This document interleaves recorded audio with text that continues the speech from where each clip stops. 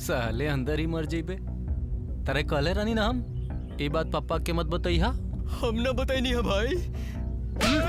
बड़ा इले भाई बोले वाला। अब कीमती चीज के हिसाब कर लिया जा। ऐसा से तबे जाए देव जब हिसाब हो जाए।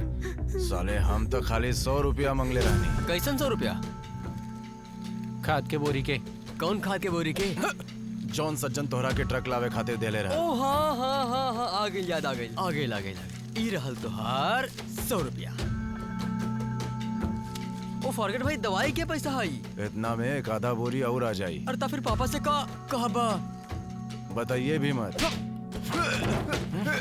हम ना बताई भैया। अकेले तो ही ना कर, गुरनाल के लड़का के साथे कैले बा। अरे अरे बोल अब, अरे दे जवाब। रहाई दी अंकल जी, रहाई दी और न मारी। बड़ा हमदर्दी दिखावत पड़े और उतारी तो हर गर्मी मत मारी। सूखे पेट्रोल वाली बात बताइए। हाँ हाँ न जल्दी से निकाल रे और निकाल के ओकर के पाइप के अलग से लगा दिए फिर से।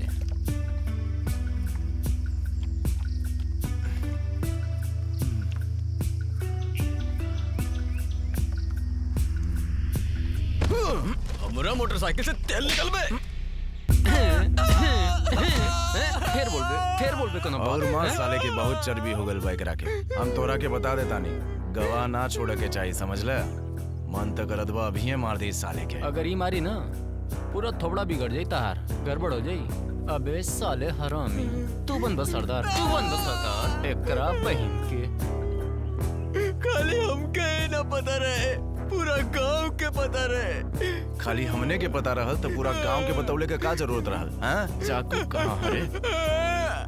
भाई बार छोड़ दो हमके। हाँ? हम केहू से ना काम।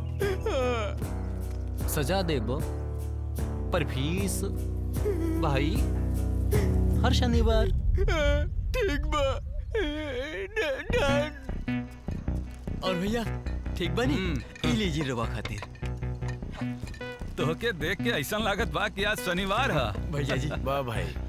भैया जी हाँ। हम ई भी लाइल बानी। हाय हाय हाय। आहा। वाह वाह। ठीक बा भैया। अरे कहीं सूखा घर पे तो जाके ना बता दी। अरे सूखा के छोड़, इतना सब बात पे तो घर के खाना पीना बंद हो गई। अगर अब की पता चल गई तो का हो की सोचा। तू बेफिक्र रह, कुछ ना होई। अगर जान भी गई ना तब वो कुछ ना होई, समझे? उजितो के ठीक बा, ऊ पढ़ लिख के बढ़िया बन गई, बैठल बा चंडीगढ़ में। हाँ तो हमनी के साथे के लगाओ जीते के फोन।